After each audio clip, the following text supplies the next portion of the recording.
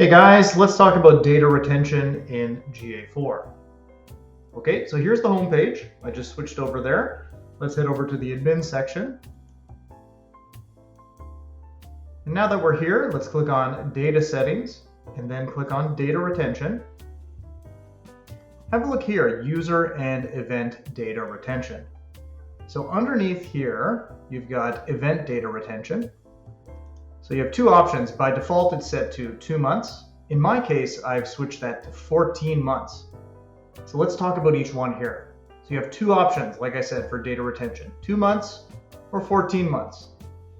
As far as 2 months is concerned, Google Analytics will retain your raw data. So that means events and user properties for 2 months from the date of collection.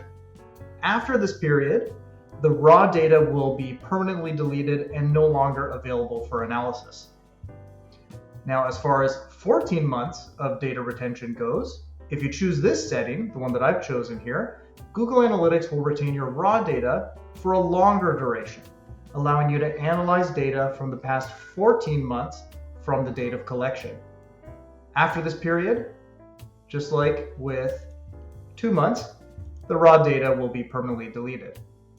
It's important to note here that aggregated and processed data, such as reports or metrics, will still be available for analysis even after the raw data is deleted.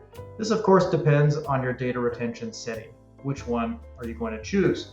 In my case, like I said, I chose 14 months just for more flexibility over the amount of time that I can create event reports. Okay. So I'm going to go ahead and hit save just so I can save my setting here. Go back home.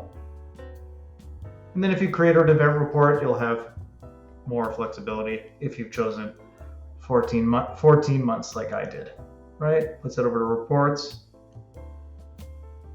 engagement, events.